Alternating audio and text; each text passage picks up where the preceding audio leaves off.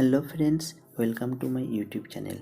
আজকে আমি তোমাদের জন্য অ্যাডভান্স ইংলিশের আরও একটি নিউ টপিক নিয়ে চলে এসেছি। আজকের আমাদের আলোচনার টপিক তোমার কি মনে হয় অথবা হয়েছিল। এর জন্য আমরা যে ইংলিশ ওয়ার্ডগুলো ইউজ করবো দেখে নাও। হোয়াট ডু অথবা ডিড, তারপরে ইউ থিঙ্ক, প্রেজেন্ট টেন্স হলে ডু আর পাস্ট টেন্স হলে ডিড। নেক্সট স্ট্রাকচারটি দেখো। ফার্স্টে কি লেখা আছে, হোয়াট, ডু অথবা ডাজ বসবে কী বললাম প্রেজেন্ট টেন্সে, আর ডিড বসবে পাস্ট টেন্সে। তারপরে সাবজেক্ট লিখবো, তারপরে থিঙ্ক লিখবো, তারপরে মেন যে সেন্টেন্সটি থাকবে সেই সেন্টেন্সটি লিখবো। নেক্সট কিছু এক্সাম্পল দেখো।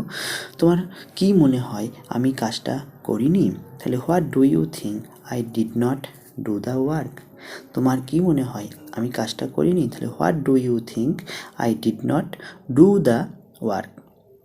নেক্সট, তোমার কি মনে হয় আমি তাকে ভালোবাসি না, তাহলে what do you think I do not love her.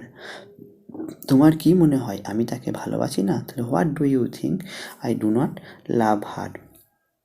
Next, তার কি মনে হয় আমি তাকে উস্কে দিয়েছি, তাহলে what does he think I have provoked him. What does he think I have provoked him. এখানে যেহেতু হিটা থার্ড পার্সন, তাই এখানে ডু না লিখে এখানে ডাজ ইউজ করা হয়েছে।